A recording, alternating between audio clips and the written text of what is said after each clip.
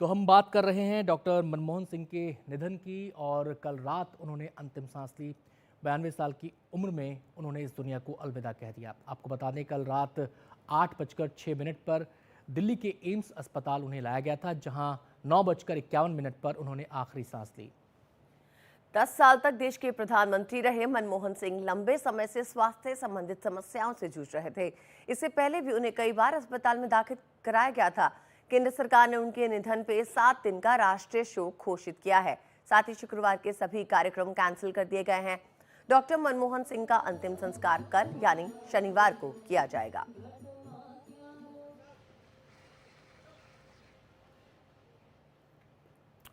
हम सीधे रुख करेंगे। हमारे दो संवाददाता इस समय हमारे साथ जुड़ चुके हैं। प्रशांत हमारे साथ हैं और पल्लव हमारे साथ जुड़ चुके हैं। प्रशांत और पल्लव दोनों ही पूर्व पीएम मनमोहन सिंह के आवास पर इस समय मौजूद हैं और सीधे उनसे हम आगे की जानकारी लेते हैं। सबसे पहले हम प्रशांत का यहाँ पर रुख करेंगे। प्रशांत, 11 बजे कैबिनेट की बैठक है, वहाँ पर श्रद्धांजलि दी जाएगी। कैबिनेट की बैठक में उन्हें ये कहा जा रहा है कि प्रधानमंत्री नरेंद्र मोदी यहाँ पर पहुँचेंगे, राष्ट्रपति यहाँ पर पहुँचेंगे, उपराष्ट्रपति यहाँ पर पहुँचेंगे, तमाम केंद्रीय मंत्री यहाँ पर पहुँचेंगे। कितने बजे आने का सिलसिला शुरू हो जाएगा? जी आनंद, देखिए मैं इस वक्त मनमोहन सिंह के का जो सरकारी आवास है मैं उसके बाहर ही खड़ा हूँ। इस घर के 2 दरवाजे हैं। एक दरवाज़ा जनपद की तरफ खुलता है और दूसरा दरवाज़ा जहाँ मैं मौजूद हूँ मोतीलाल नेहरू मार्ग पर।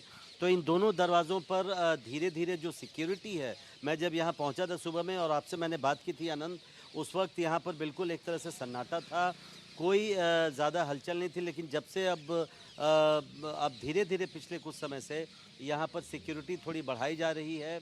अगर आप देख पा रहे हो तो जो मेटल डिटेक्टर होता है वो भी 2-3 लाया गया है। तो माना जा रहा है कि दोनों ही दरवाज़ों से जो लोग हैं वो दर्शन कर पाएंगे। संभवतः एक दरवाज़ा जो वीवीआईपीज़ आएंगे उनके लिए रखा जाएगा और दूसरे दरवाजे से जो आम लोग आना चाहते हैं, उनके दर्शन करना चाहते हैं, वो वहाँ से दर्शन कर पाएंगे।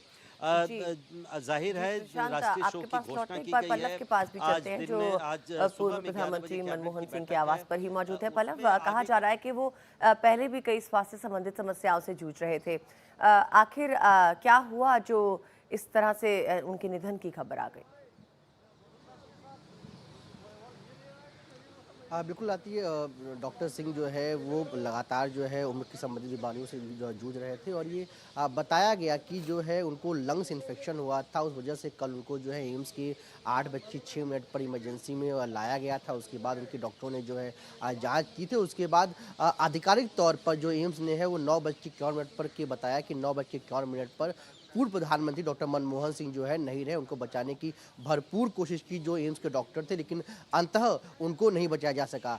उनको पहले भी तमाम जो है बीमारी थी। 2009 में मुझे याद है कि 2009 में उनका ऑपरेशन हुआ था हार्ट को। उसको लेके उससे पहले भी उनका एक बार ओपन हार्ट का ऑपरेशन हो चुका था। तो लगातार उनको जो है बीमारियाँ थी, लेकिन पिछले कुछ सालों से जो है वो लगातार जो है उम्र संबंधित जो बीमारी है उससे जूझ रहे थे और खासकर जो लंग्स इन्फेक्शन है उसको लेकर भी उनकी समस्या हो रही थी। 2021 में भी उनको कोविड के बाद उनको जो है एम्स में भर्ती कराया गया था और काफ़ी दिनों तक वहाँ वो भर्ती थे। उसके बाद उनको इलाज किया गया था, वो बुखार था, वो भी वहाँ से ठीक होकर वो निकल गए थे।